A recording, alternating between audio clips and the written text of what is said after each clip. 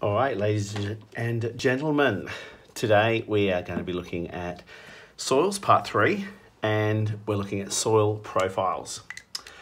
Now, all soils have layers. So many things have layers. So we call these layers in soil horizons. Soil has layers at different depths.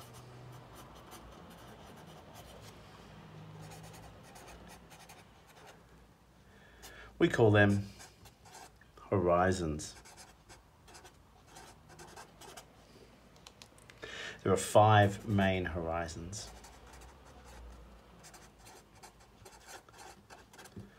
They are O, A, B, C, and guess what the next one is? It's a D, although sometimes it's called R, depending on where you are, eastern states. So let's start through all of the layers, and I'm going to start at the top here. We'll see how we go. We're going to start at the very top with the O horizon.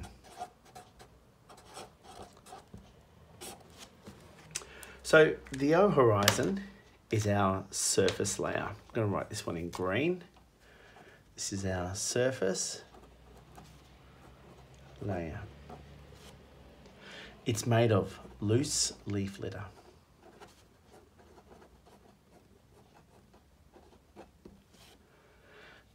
It's made of lots of organic material.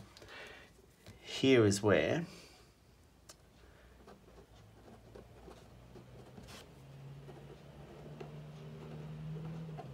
get my spelling right, humus is formed.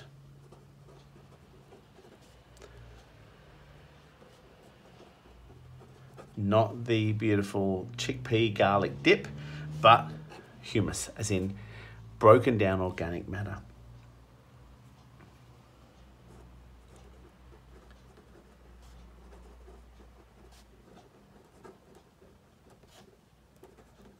Now, it's not compact. It's not compacted very much, which, because it's not compacted, means that lots of air gets inside. It's aerated. Because a lot of air and water can get inside, there's a lot of chemical reactions that can go on in this layer. So it's our very top layer. Actually, let's draw it. I'm going to draw it at the very top here. And I'm going to draw it in green. And I think it should look a bit like this maybe. And I think we need a tree in there too, just to highlight that this is where trees grow. Cool. Okay, there's our top layer. It's our O horizon. O. Let's do our next horizon, which is, now we're getting to probably one of the most important ones, and it is the A horizon.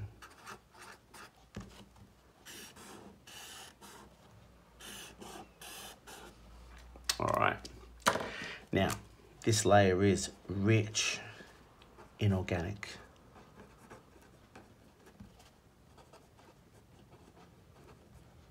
It's rich in organic material. It's also really dark in color.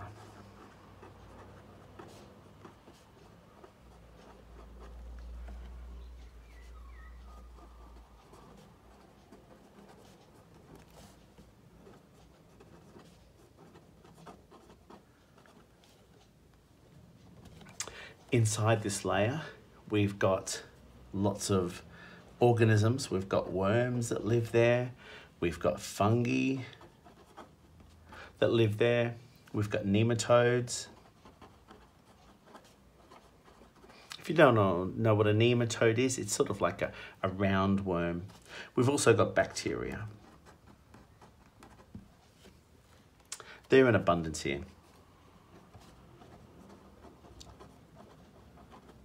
Cool.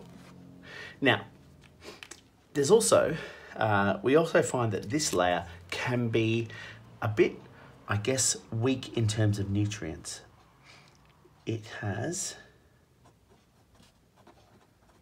less nutrients. Why? Because they have been leached out of the soil.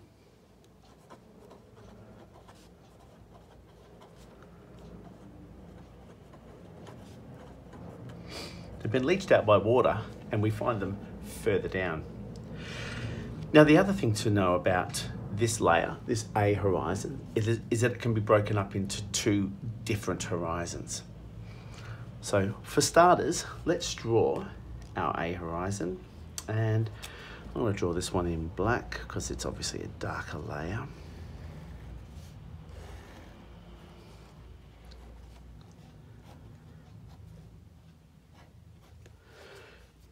That's our A horizon, and it's got our little worms in it, our bugs, our bacteria, lots of little things in there, and we'll label that A1.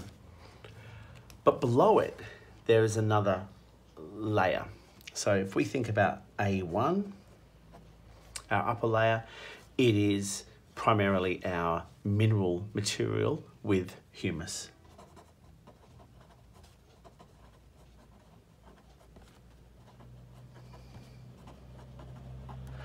But most of it's been leached out. A2 sits just below it. And A2, we could also say, is a little bit thicker. Now remember, we called the first layer quite dark? Well, the lower part of this layer is actually quite light. Whoopsie, I'll put that one in there, make that layer a bit better. Cool. Sorry, I've screwed that up a little bit. This one's a little bit lighter. This is A2. Now A2 is light. So I'll put a few more dots in here and we'll make this a little bit darker. But this layer here is most definitely lighter. Why is it lighter? Because everything's been leached out.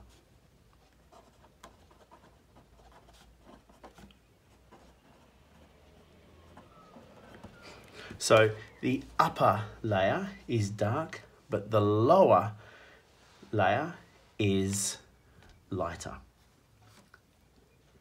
Good. All right. That's the A horizon. Anything else we can say about this? Well, one thing I will do is I'll give this whole area a name. And we're going to call this whole area topsoil.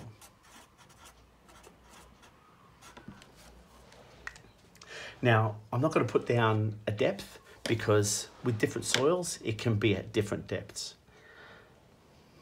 Let's go to our next horizon. And our next horizon is when we start to get with what's called subsoil. And we're going to call this the B horizon.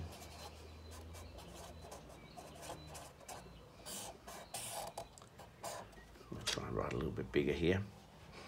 Now, the B horizon. The hair material from the A horizon comes out of solution.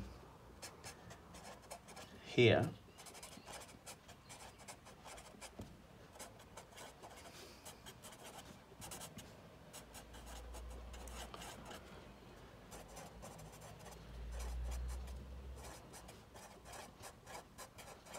so remember, we had our material in our A horizon and it was being leached out by water and moving downwards. And it moves into the B horizon where it's leached, it comes out of solution. This has traditionally a very reddy colour.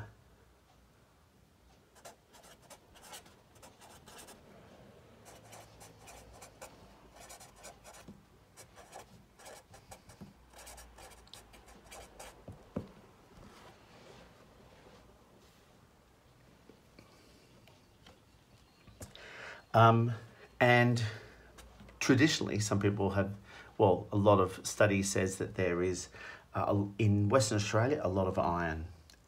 In WA, it's an iron-rich layer. Now, in other parts of Australia, it's where there is a lot of clay material.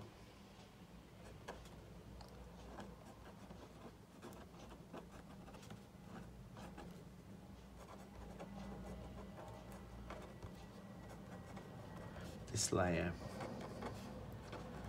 has a lot of clay. All right. All right. Good. So we have our material getting leached, and then it moves down to the B horizon where it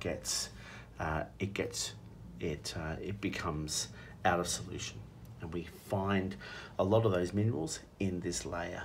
Let's do this one in blue, and we'll write that one down here.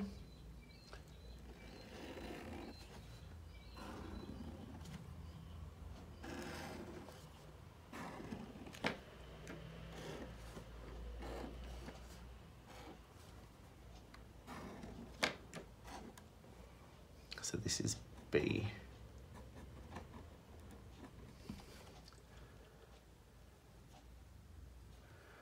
And we have red. Let's write it in red.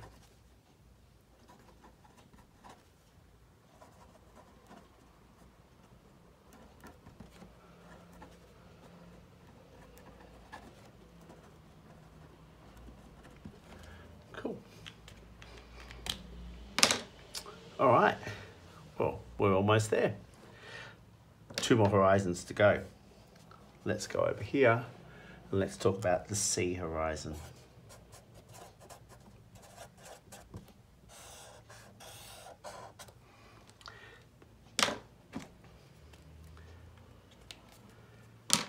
So let's do this one in red. Probably should have done that one in red, but that's okay. The C horizon. Here we've got weathered material.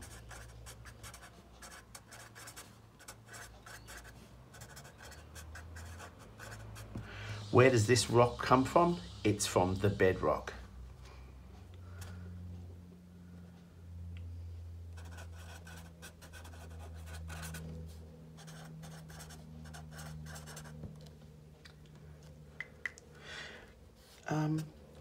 What processes of weathering would the rock be going through here in this area? And here's a question for you. What weathering processes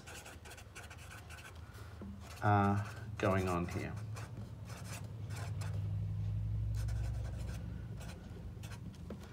I want you to answer that question if you can, please. I can give you a hint. If we come down here, we might think of some examples of types of weathering that might happen down here. Well, we think about compression, hydration, sorry.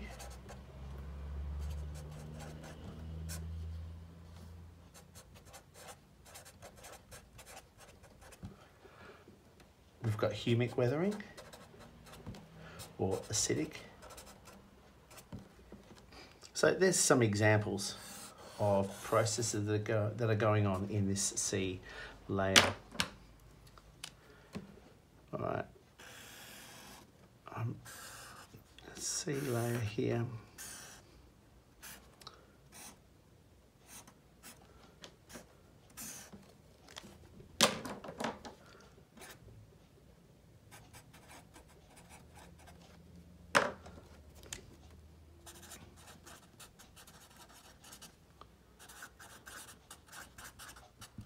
All right, and now we're on our last layer, and we're going to go with the D horizon.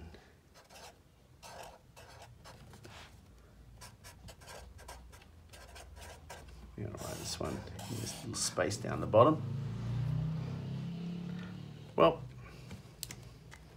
let's do this one in, let's do this one in blue. This is unweathered bedrock.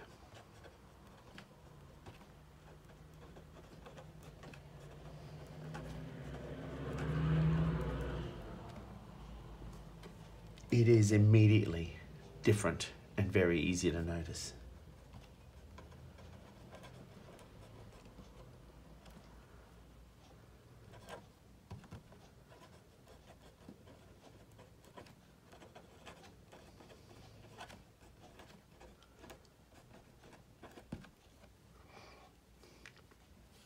Why?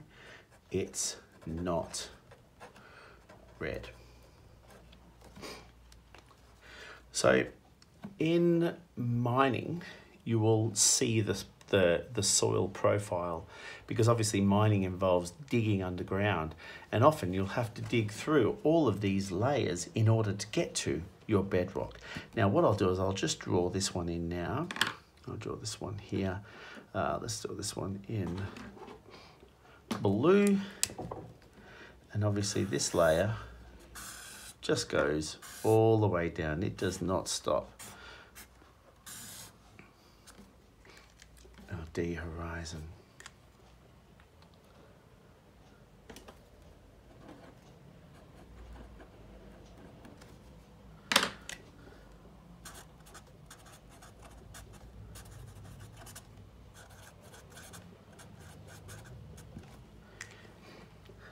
So it's very easy to see these layers above, and it's funny enough, when you go to mines, you can see basically from this section here, from the weathered rock upwards, it's all red, and it's just known as the oxide layers.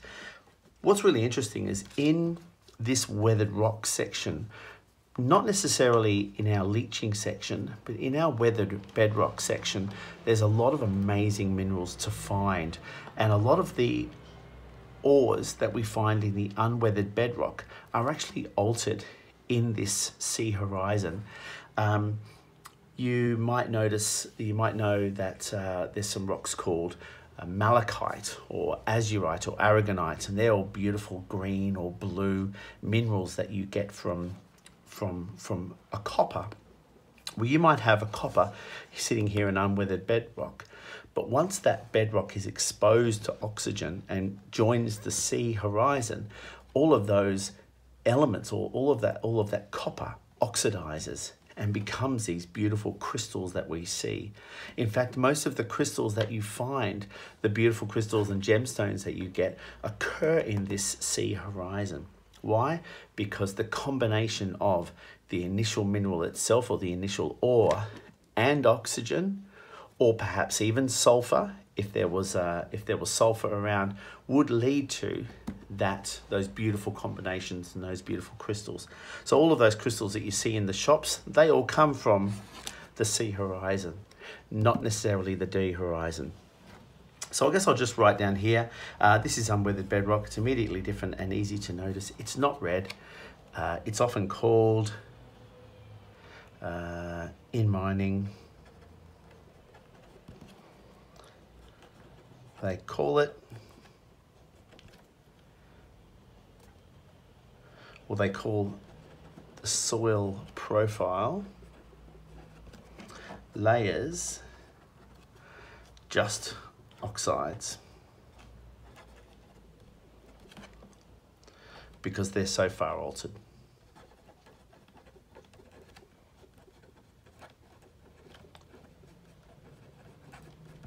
All right, and that's it for today, guys. Just the soil horizons that we need to know. I will hopefully do a little video where we go out, or I'll go out into the field, and I'll take a look at some of these horizons and hopefully be able to show you some actually in the field. But if not, go home, dig a hole, see how far you can get down. If you can get down to the A2 horizon, that's awesome. Maybe not, as long as your parents don't kill you for digging a hole in the backyard. Anyway, cats and kittens, like and subscribe. Please don't like and subscribe. Have a great day, and I'll see you all later.